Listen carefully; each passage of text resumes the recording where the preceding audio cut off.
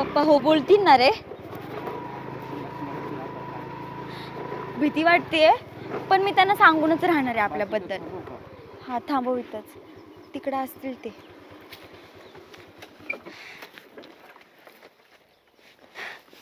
आधी काहीच सांगितलं नाहीये ना काय? आपल्याबद्दल त्यांना काही माहितीच नाही ना अजूनपर्यंत. नाही माहिती काही, तेच सांगायचंय त्यांना. बरं चल ना.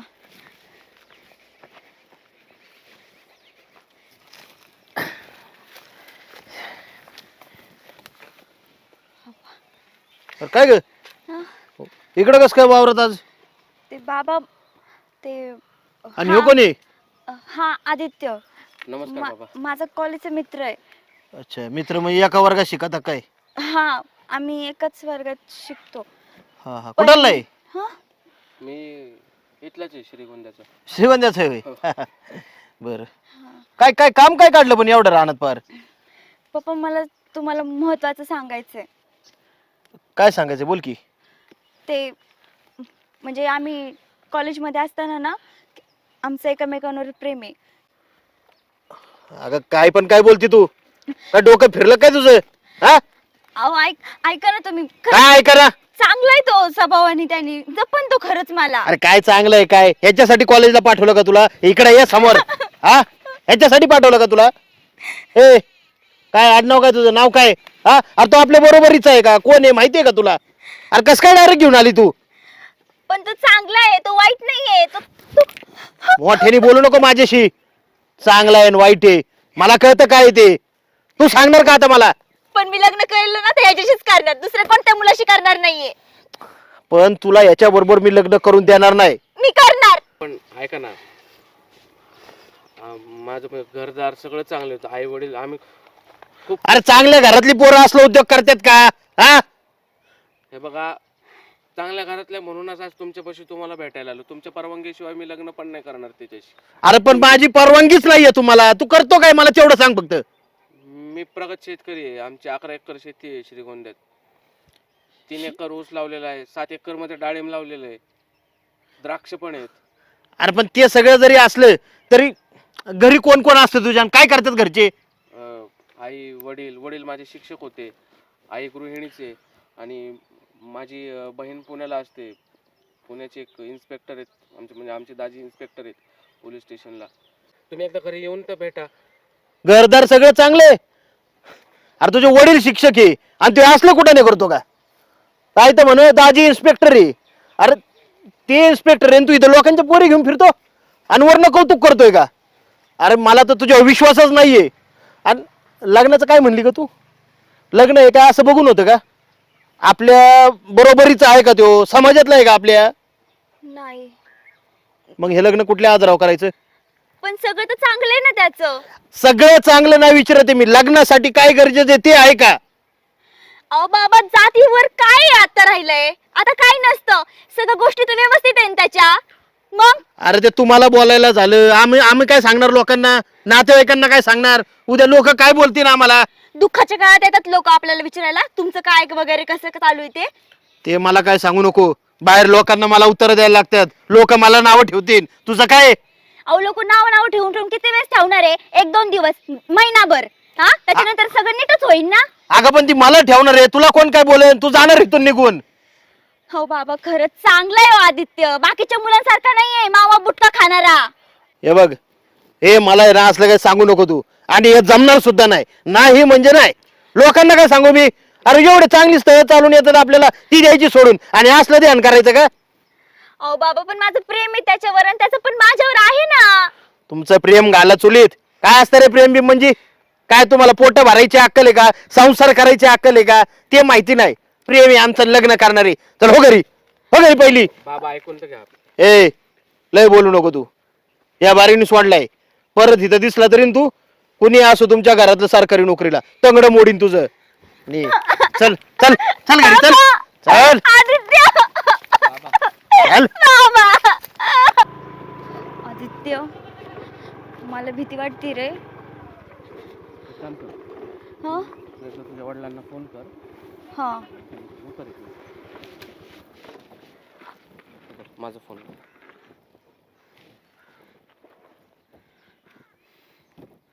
पण मला भीती वाटते बाबा काय बोलतील जर त्यांना कळलं तर. तू फोन लाव, डायल कर. हो. हॅलो हॅलो बाबा. हॅलो. हॅलो बाबा. अगं पोरी कुठे आहे तू? सकाळपासून शोधत आहे, तुला सगळी माहिती आहे का? बाबा तेच सांगायला फोन केलाय तुम्हाला की माझी शोध थांबवा. हा? माझी शोध थांबवा. का? अगं आहे कुठे तू? काय झालंय का तुला? काही झालं नाही बाबा, मी लग्न केलंय. कोणाशी? आदित्यशी. म्हणजे त्या दिवशी तुमच्या समोर जो मुलगा घेऊन आले होते ना मी, त्याच्यासोबत मी लग्न केलं. म्हणजे शेवटी तुला जे करायचं होतं तेच केलं ना तू? बाबा मी तुम्हाला तुमच्या समोर घेऊन आले होते, मला मार्गच नाही दिसला दुसरा, म्हणून मी पळून जाऊन लग्न केलं. अगं मग आम्हाला इचरायची सोंगण ढोंग तरी कशाला करायची? तुम्हाला झकच मारायची होती ना, मारायची ना मग आधी. अहो बाबा आम्हाला अशी झक नव्हती मारायची, म्हणून तर तुम्हाला विचारायला आलो आम्ही, पण तुम्ही नाही म्हटलं, मग पर्याय नाही राहिला आम्हाला दुसरा कोणता तरी, म्हणून आम्ही पळून जाऊन लग्न केलं.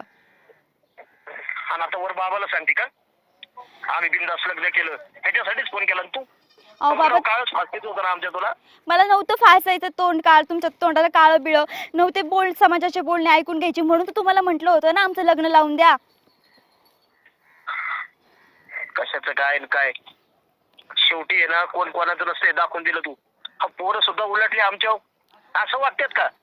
अहो बाबा मग मुलीला समजून घ्यायचं ना, मी तुम्हाला काय सांगितलं. समजून घ्यायचं? अगं नाही चालत बाई असं, तुला मी 10 वेळा सांगितलं, तुझ्या डोक्यातच ते खूळ भरलं होतं.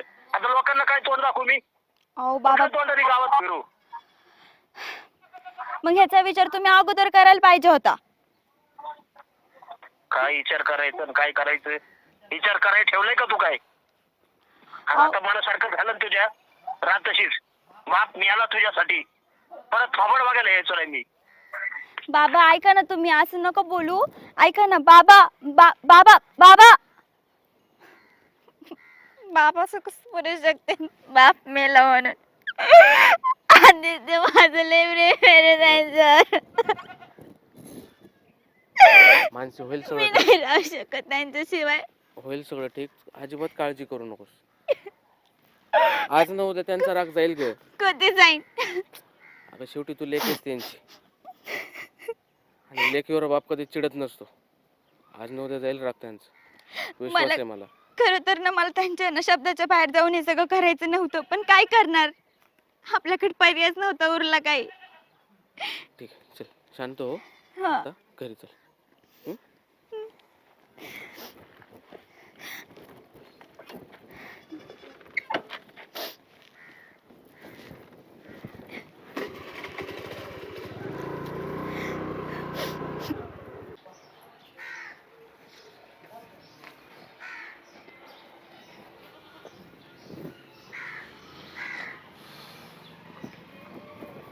कोण? बाबा बाबा बाबा बाबा मला तुमची किती आठवण येत होती माहितीये. तुम्हाला कसं कळलं आणि तुम्ही इथं, मला नाही समजलं तुम्ही इथं का आला. अगं तुला बापाची आठवण येते, बापाला तुझी आठवण यायची नाही का? मला बी राग आलता तुझा, पण प्रेमापुढे रागाचं काही बी चालत नाही बघ. लय मनाशी ठरवलं होतं, आता पोरीचं तोंड बघायचं नाही, तिच्या दारात सुद्धा जायचं नाही. एकटं घर कायला उठतंय ग? बाबा खरं तर मला नव्हतं करायचं, म्हणजे पळून जाऊन नव्हतं करायचं, तुमच्या मर्जीनेच लग्न करायचं होतं. पण त्यावेळेस जर तुम्ही हो म्हटलं असतं तर मी पळून जाऊन लग्न नसतं केलं, आणि एवढे दिवस आपण दुरवलो नसतो.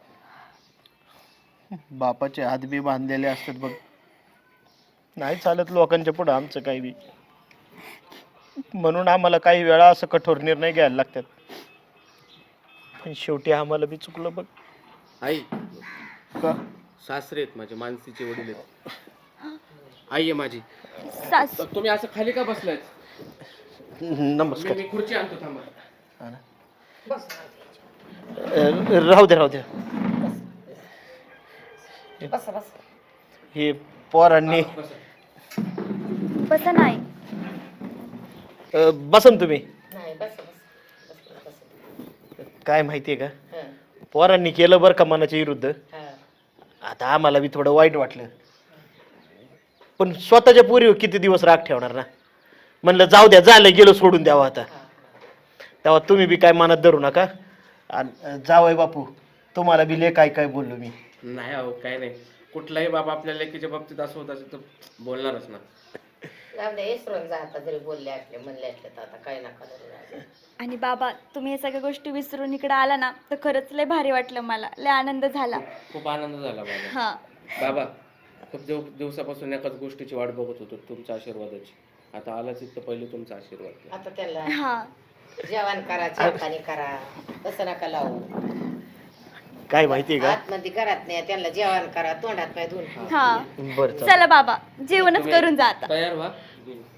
येतो रानात थोडं काम आहे इथं. हा दे त्यांना घरात. चला.